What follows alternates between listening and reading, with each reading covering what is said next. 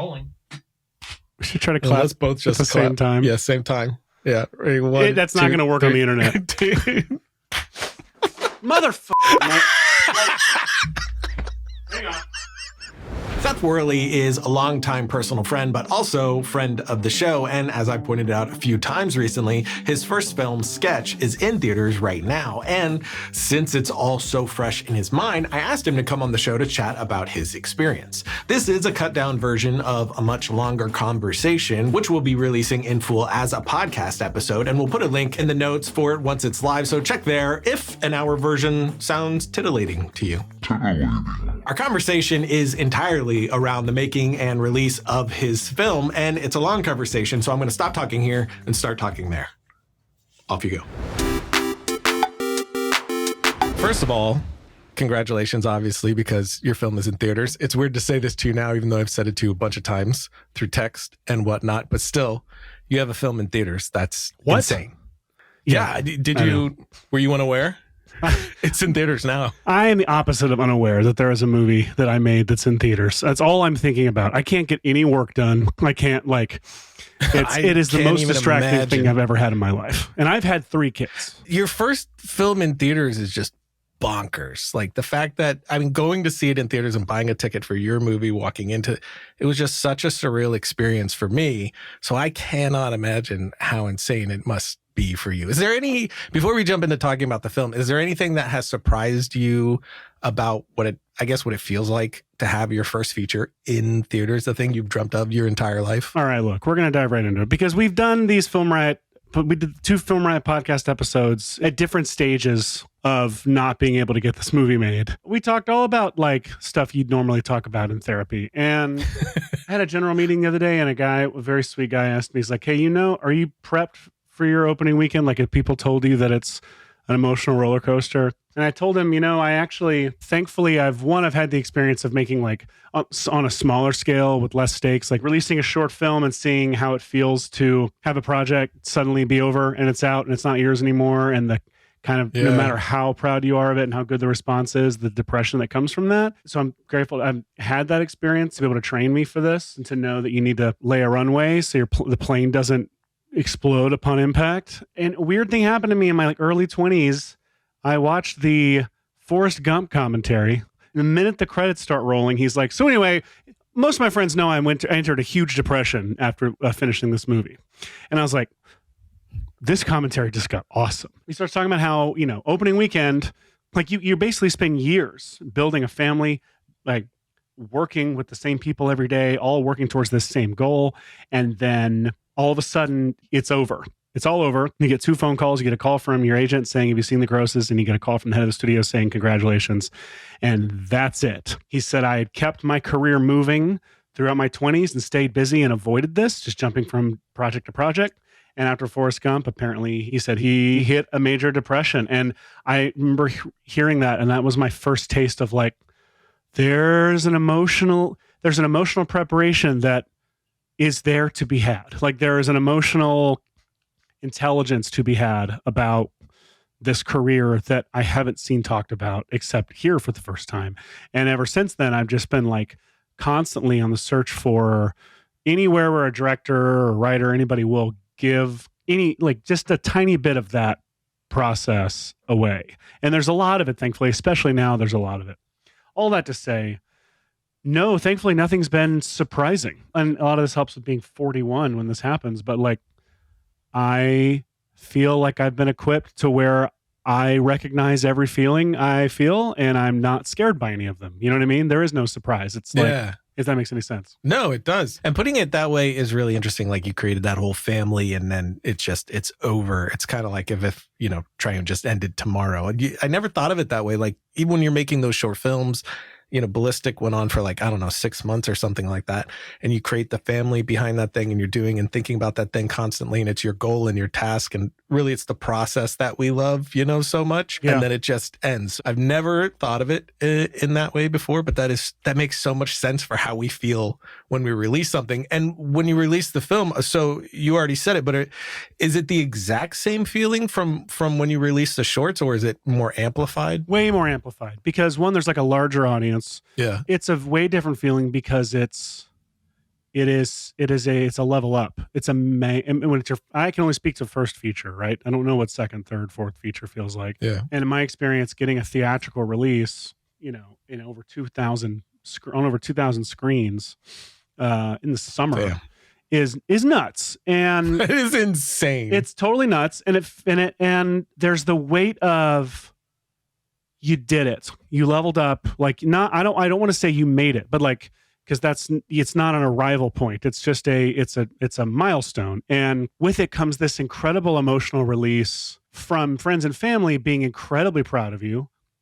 From even by this point, like your audience, people who have like followed I've never met, who have followed my work, through the Red Giant shorts and everything over the years, and them being proud of me and being inspired to see this like big milestone happen. Like, that's a totally different feeling than when you just release a short. And then you add on like the expansion of audience and starting and seeing people you've never met and people who are not part of your audience posting about it, seeing like reviews pop up on Letterboxd. It's just this monumental feeling. We're going to pause here to tell you about today's sponsor, Hollyland. We've shown their gear plenty on the show before, but today we're looking at their latest wireless mics, the LARK A1 and the LARK Max 2. The A1 is their budget-friendly option. It's tiny, magnetic, and plug and play with your phone. You still get 48 kilohertz and 24-bit sound, up to 54 hours of battery with the case, a 200-meter range. Can you hear me now?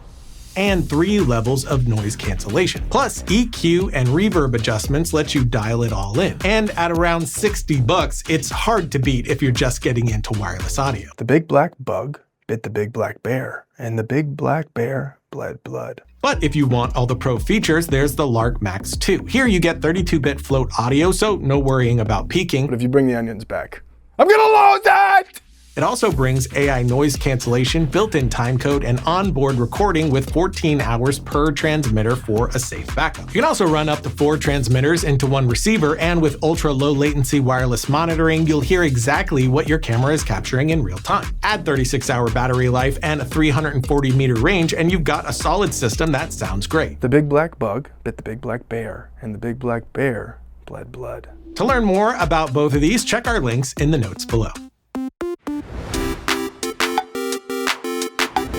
Let's go back to, making the film. And I remember visiting you in LA and you just pitching the idea, from that point into writing the script. And then I know that you were like sending early drafts and stuff with Tony. Tony was like pretty early on, right? Yeah. Tony was actually, I wrote it for him and like a coward didn't tell him. Asked him to read it as a friend because we were friends by that point. I had written a spec script back after Plot Device came out, and I'd gotten connected with a producer who I wrote like a script for free on with and we attached actors, and Tony was one of those actors, and we just kept in touch since then. So around 2016, I had the idea for the movie, and I started working on it, writing it, and then some early 2017, we had lunch, and I mentioned it to him and asked if he'd read it as a friend. My goal was to find out if he liked it or not. And then if he liked it, tell him just pretend, oh, random idea. You'd be great as the lead. And then it turned out once that time came that I found out I found out years later, but that he had, all the notes he was giving me were to make it more of a Tony Hale role because he wanted the role.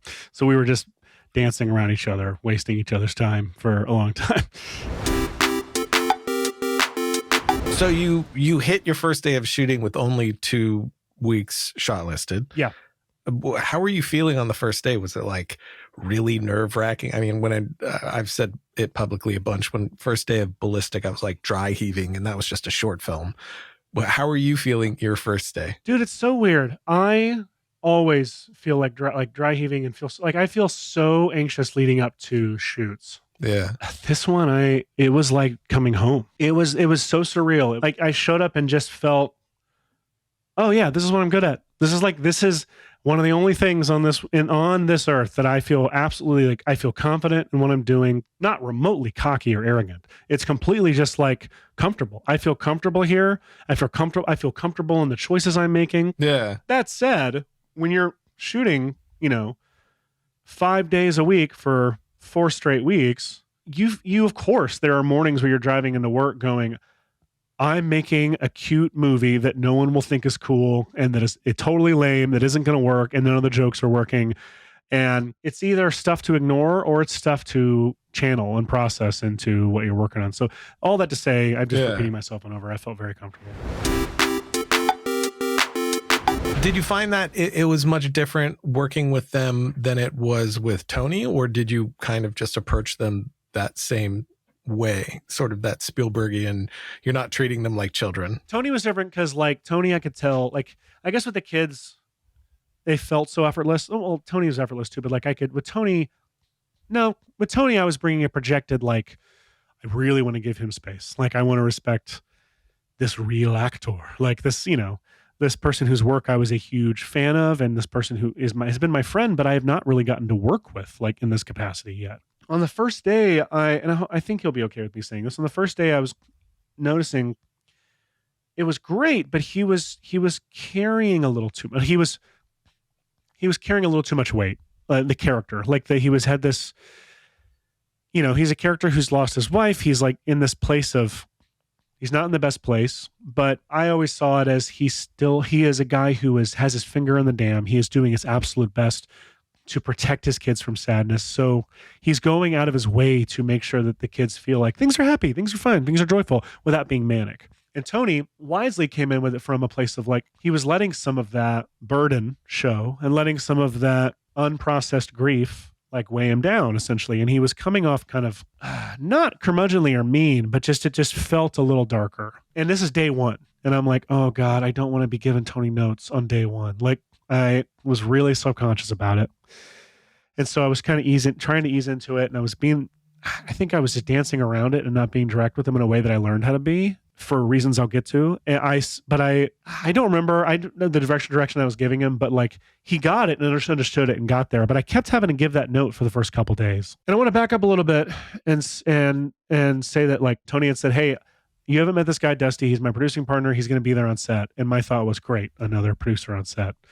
Okay, I can't wait to have another guy in Video Village judging my work. So like day 3, I'm having to give Tony notes and like more notes than I'm comfortable with. And I'm feeling really self-conscious about it. And Dusty runs up to me after we finished a setup without any prompt. He just goes, hey, keep bending him. He won't break. And I was like, how did you know? He's like, I know Tony, and I can tell. And it was like, it freed me up. And the fact that he saw me being self-conscious about directing Tony and giving him notes and feedback. And the thing about Tony was he would be there on set when he, like, days when he wasn't called, he'd show up on set just to because he's a producer on the film, and would show up to make sure everyone's happy and everyone has what they need. He's the sweetest, most generous dude in the world. And I just was scared of him for the first couple of days until someone told me not to be. Yeah. Obviously you're an amazing visual effects artist in your own right, and you know enough to be able to be the VFX supervisor. So, and I know a little bit on visual effects, but I'm nowhere near, like, you're an actual visual effects artist. I'm just a director who can do a little bit. No, I'm a director that can do it. And I promise you, that's all I am. I'm the same as you. Well, compared to me anyway, let's say. Are you guys? No. Even what I know has been so helpful to me as a director.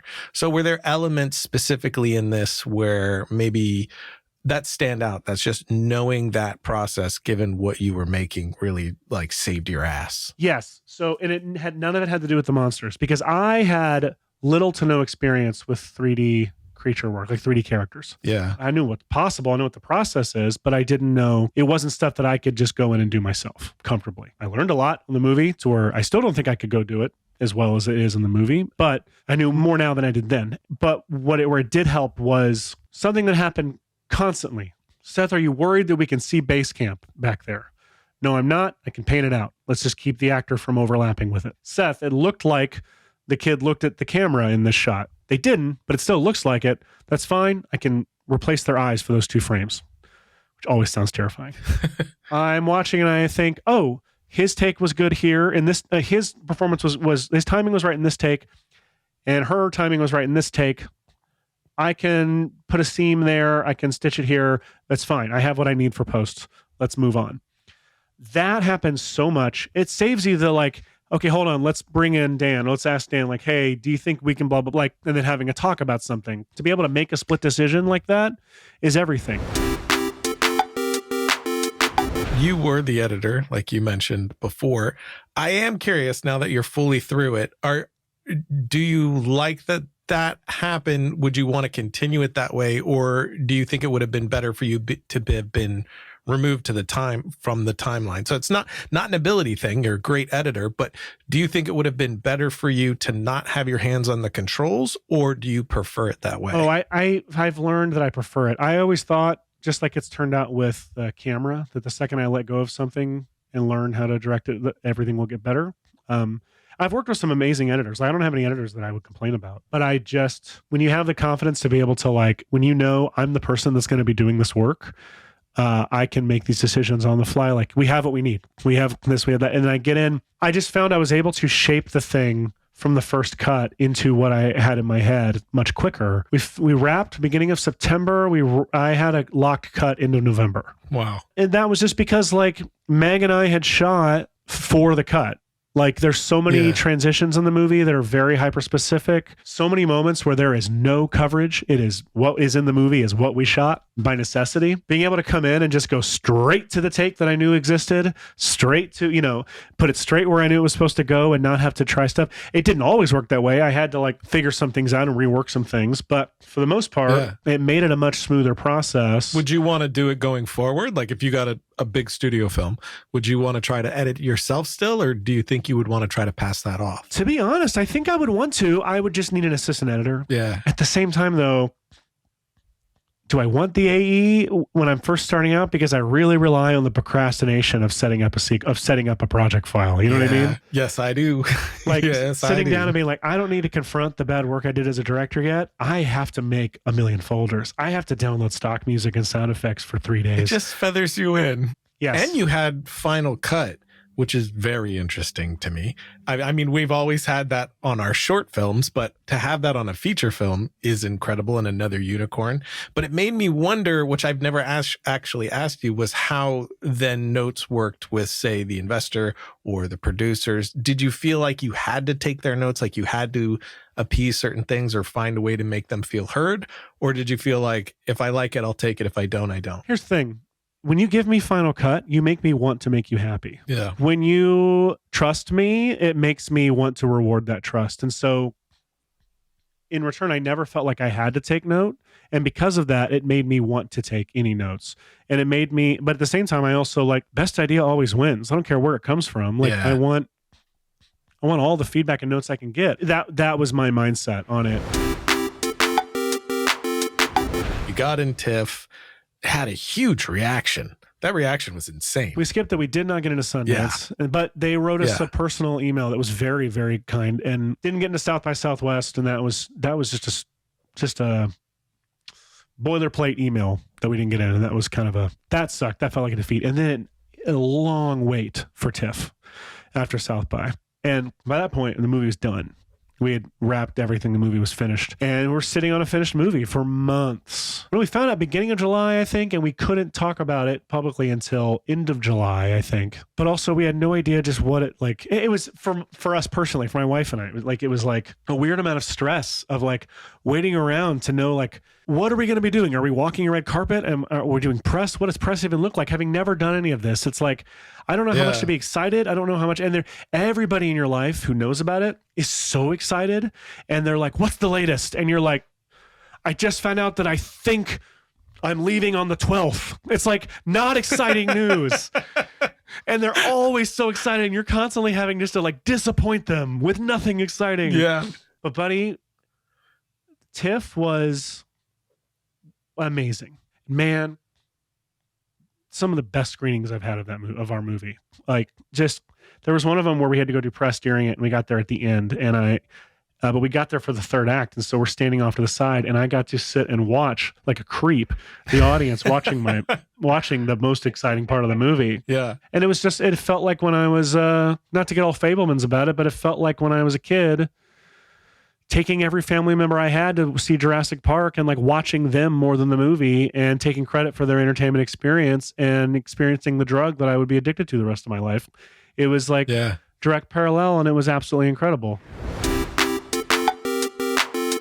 Being that it's your first film, what would be like the biggest takeaway, or, you know, that's a hard question. It's like, what's your one single favorite movie? But what would be a big takeaway that you, if you could go back in time, you would have done this one thing differently for your first feature? It's a writing thing. It's just, I now, when I write feature scripts, it's a lot easier than it was on sketch, because I've since learned it's supposed to suck and feel uncomfortable for a while. And you just have to, you can say that over and over, but it really does feels like when you're doing it for like the first couple times, it really does feel wrong. It does feel like, like, no, this sucks worse than everyone says it's supposed to. Like, this is just, I'm doing it wrong.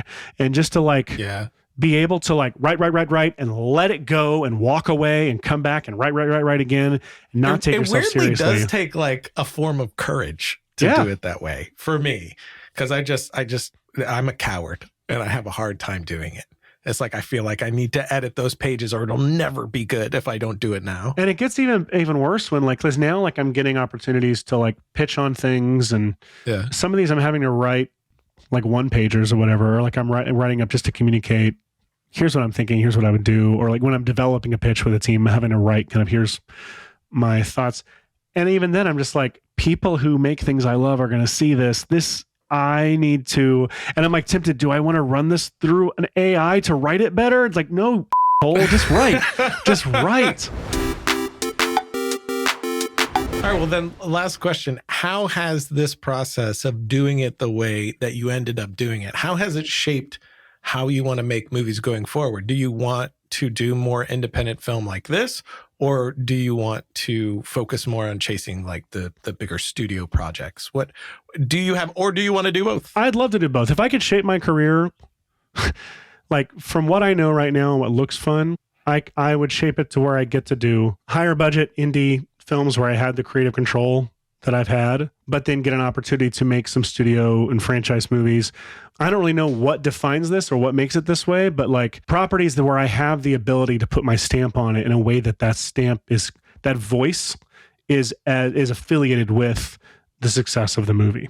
Like, you know, Taika Waititi, Thor Ragnarok. Like, we love that movie, and that's a Taika Waititi movie, you know? That's what we want. We want, no matter whether they're original or not, or franchise or not, we want our movies we want to feel like a singular voice is taking us on a journey. And I even would say not ever a singular voice. It's a collaborative medium, but you want there to be a clearly defined like voice that is driving everything. And that's what makes these things memorable. And that's what makes, for sure. Yeah. That's a great answer. And it would be my answer too. So I'm with you 100% on that. But dude, thank you for taking the time to do this. This went way longer than we planned on. It's my fault because I won't shut up. Again, publicly, so many congrats. Like, don't I feel throw like up. Stop I won throwing up. something, but your success makes me feel like, I feel like I'm a part of it somehow, even though I'm not. So you are. I feel like I succeeded. Buddy, well, look, you did. And I actually do mean this. Like, I wouldn't be here without you. I wouldn't be here without you keeping me alive all of these years on this specific movie, especially. And even going back further than that, dude, like the amount that I was on film, or the amount of people that come up to me still and say, I've been a huge fan of yours since the stuff you did on Film Riot and since Real Gone. And because all these people who used to watch Film Riot like 10 years ago are now running studios. I love you, man. And I'm so grateful to you. And I just hope that you have even, just a small taste of an understanding of how deep my gratitude goes for you. And I know that feeling is shared by half the internet. And I love you, and you're beautiful, and let's kiss. I'll be right there.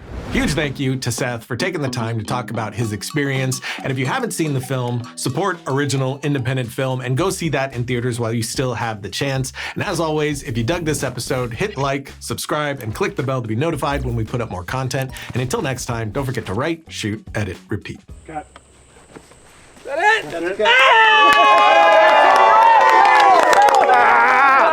Thank you. Next time it's gonna be done. Thank you so much. Yeah, stick around. We have ice cream. We did it! We did it! See you later. Ta-ta.